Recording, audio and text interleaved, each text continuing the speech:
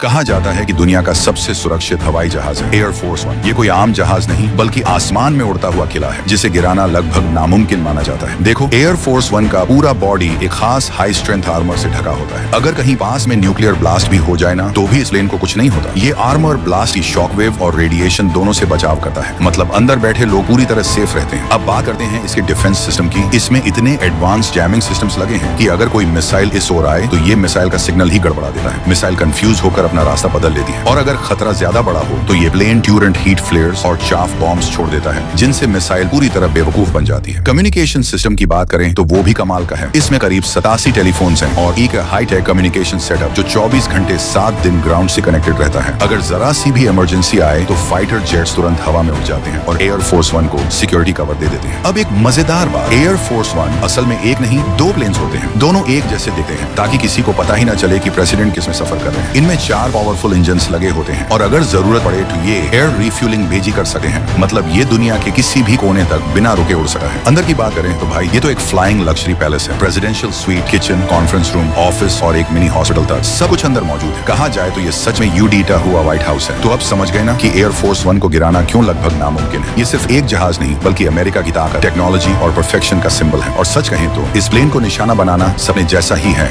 कहा जाता है कि जिसने ट्रेन के पहिए का आविष्कार किया वो सच में बहुत होशियार था यार। तो दोस्तों, ट्रेन का पहिया इंसान की सबसे बड़ी खोजों में से एक है, क्योंकि ये कोई सीधा साधा गोल पहिया नहीं होता। अगर होता तो ट्रेन मोड़ लेते, पटरी से उतर जाती। वहीं कुछ लोग सोचते हैं कि बस अंदर एक रिंग यानी चक्कर जोड़ दो तो ट्रेन नहीं उतरेगी, पर ऐसा नहीं है। वो तरीका काम नहीं करता, क्योंकि ट्रेन फिर भी सही से मोड़ नहीं ले पाएगी। असल में ट्रेन के पहिए थोड़े शंकु यानी कोन जैसे होते हैं, यानी अंदर वाला हिस्सा मोटा और बाहर वाला पतला। इस वजह से ट्रेन हमेशा पटरी के बीच में रहती है। जब ट्रेन थोड़ा एक तरफ झुकती है तो पहिए का आकार खुद ब खुद उसे वापस बीच में खींच लाता है। इसी कारण ट्रेन पटरी से नहीं उतरती। अब सवाल ये है कि अंदर वाला हिस्सा मोटा ही क्यों बनाया गया है। अगर इसका उल्टा होता, यानी अंदर पतला और बाहर मोटा, तो ट्रेन और ज्यादा झुक जाती और पटरी से उतर सकती थी। इसलिए अंदर मोटा बाहर पतला डिजाइन ही सबसे सही है। और मजे की बात यह है कि ट्रेन में कार की तरह डिफरेंशियल गियर नहीं होता, फिर भी वो मोड़ ले लेती है। मोड़ पर पहिए ऐसे घूमते हैं कि बाहर वाला पहिया ज्यादा दूरी तय करता है और अंदर वाला थोड़ा कम। इससे ट्रेन आसानी और सुरक्षित तरीके से मुड़ जाती है। इस तरह का पहिया ही ट्रेन को सुरक्षित और शानदार आविष्कार बनाता है। तो दोस्तों, ऐसे इंजीनियरिंग को तो लाखों सलाम भाई। और दोस्तों, अगर आपको वीडियो अच्छा लगा हो तो वीडियो को लाइक कर देना भाई, ताकि और भी लोगों को ऐसी जानकारी मिल सके भाई।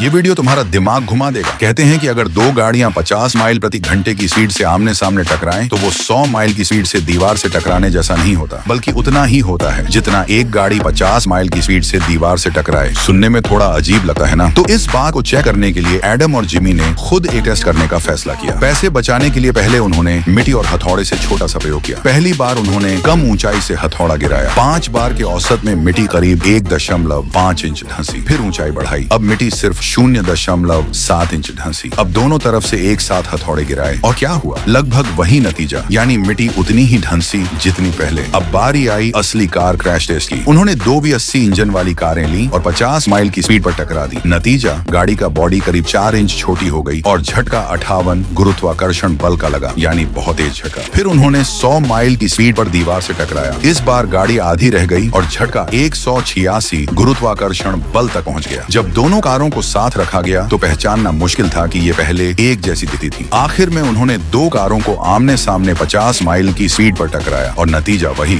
दोनों तरफ का झटका करीब 56 गुरुत्वाकर्षण बल के आसपास था। तो हाँ, जो बात पहले झूठी लग रही थी वो सच निकली। तुमने भी सही अंदाजा लगाया था क्या? और दोस्तों, अगर आपको अपनी जिंदगी प्यारी है तो इस एक्सपेरिमेंट को घर पर ट्राई मत करना भाई। पहले के पेट्रोल पंप आज जितने कन्वीनियंट नहीं थे। 100 साल पहले तो पेट्रोल पंप बस नाम का था। कोई मीटर नहीं, स्टाफ अपने हाथ के जादू से पेट्रोल डालता था। बातें करते करते पंप से तेल खींचकर गाड़ी में डाल देता। कितना डाला कोई नहीं जानता, बिल्कुल ब्लाइंड बॉक्स खोलने जैसा। फिर किसी ने दिमाग लगाया, ऊपर एक स्केल वाला ग्लास जार लगाया जिसमें पहले तेल खींचा जाता। स्केल देकर पता चलता कि कितना तेल डाला। फिर वॉल्व खोलकर तेल गाड़ी के टैंक में जाता। इससे थोड़ा हिसाब तो आया, लेकिन जब गाड़ियां बढ़ी तो ये तरीका स्लो पड़ गया। पेट्रोल पंप पर लंबी लाइन लगने लगी। 1913 में नया तरीका आया। बड़े अंडरग्राउंड टैंक बनाए गए जिनसे 6 पंप गन जुड़े। अब कई गाड़ियों को एक साथ तेल डाला जा सकता था। यही आज के पेट्रोल पंप का बेसिक मॉडल था। लेकिन नई प्रॉब्लम, पेट्रोल बड़ा वोलेटाइल है और उस वक्त सेफ्टी भी कमजोर। जरा सी चिंगारी से पंप पटाखा शो बन जाता। अब सेफ्टी अपग्रेड हुई। Underground tanks double layer stainless steel या ड्यूरेबल ग्लास फाइबर से बनते हैं। टैंक को फुल